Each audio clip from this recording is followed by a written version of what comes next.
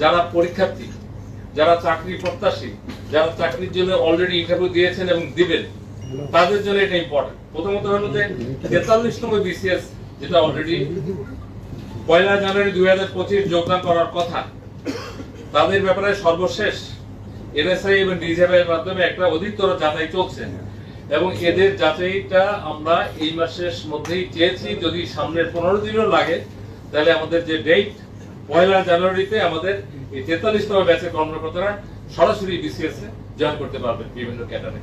This is number 1। Number 2, 44তম batch. 44তম ব্যাচের মধ্যে পরীক্ষার্থী ছিল আমাদের, এদের মৌখিক পরীক্ষাটা চলমান ছিল। তার মানে আমি 5ই আগস্টের আগের কথা বলতেছি, চলমান ছিল। সেই সময় তারা 11,732, আমি দরকার লাগলে এই কাগজটা আপনাদেরকে শেয়ার করবো, নাহলে এতগুলো মনে রাখাও মুশকিল, লেখাও। 11,732 এর মধ্যে 3,930 জনের মৌখিক পরীক্ষা হয়েছে। সরকার যেটা সিদ্ধান্ত নিয়েছে, আমাদের নতুন পাবলিক সার্ভিস কমিশন ফরমেশন হয়েছে, এটা অলরেডি 8 জন সদস্য এবং একজন চেয়ারম্যান আমাদেরকে সরকার দিয়েছে। এই বিসিএস এর লিখিত পরীক্ষার এখন যেটা সিদ্ধান্ত হয়েছে, যে কয়জনের হয়েছে এটা আমরা সুপারসিড করে সকলকেই নতুন করে ভাইবা নেওয়া হবে। অতএব এই আমাদের 44তম বিসিএস এ 11,732 জন প্রার্থীর পরীক্ষা নতুন করে নেওয়া হবে।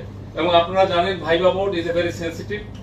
এখানে নিদর্শন লোক থাকে, সাবজেক্টের লোক থাকে, সরকারের লোক থাকে। এই জায়গায় একটা নার্ভ কাজ করে এবং এই যে 5ই আগস্ট অথবা 8ই আগস্টের পরিবর্তিত সরকারের পরিপ্রেক্ষিতে যে সরকার গঠিত হয়েছে, সেই সরকারের পালসের আলোকে এই কমিটিগুলি কাজ করবে। এটা হলো 44। 45 বিসিএস এর প্রিলিমিনারি পরীক্ষা হয়েছে। প্রিলিমিনারি কতজন? 12,789 জনকে নেওয়া হয়েছে।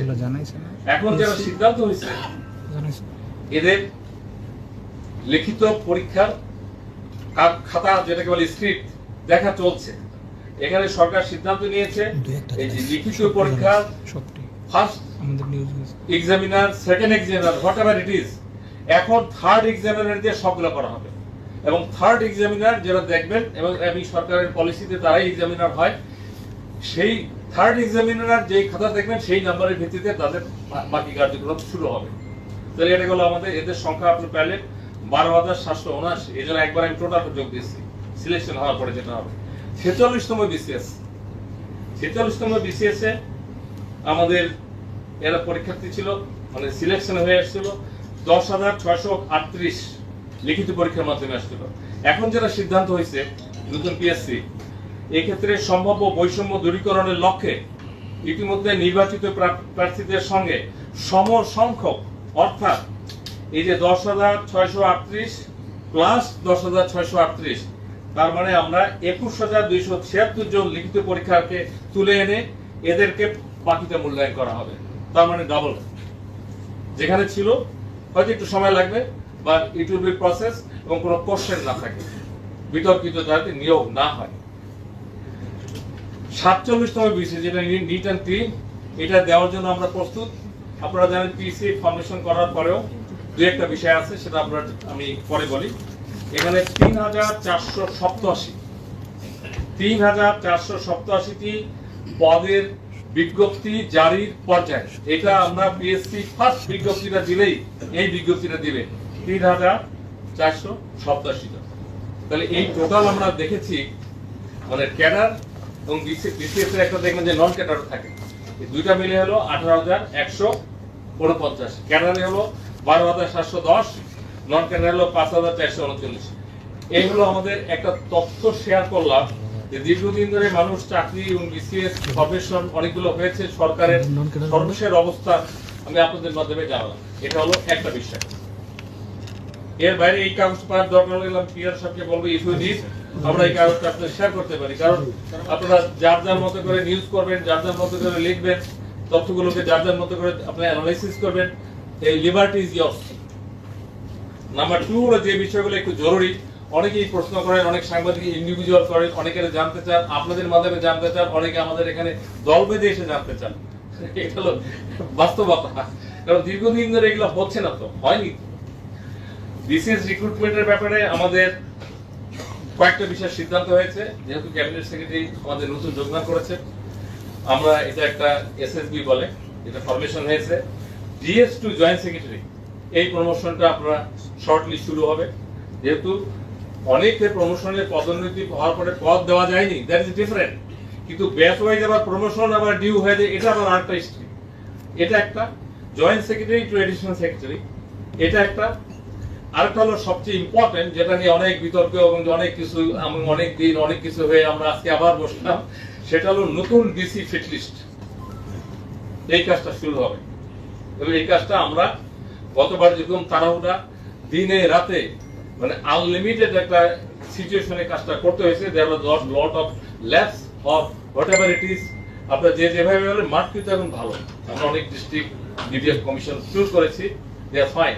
তারপরও সরকারের সিদ্ধান্ত আমরা নতুন ফিটলিস্ট করে নতুন ডিসি এগুলো আমরা দেওয়ার চেষ্টা করবো এবং এই কাজটা এসএসবির মাধ্যমে শুরু হবে ভেরি সুন।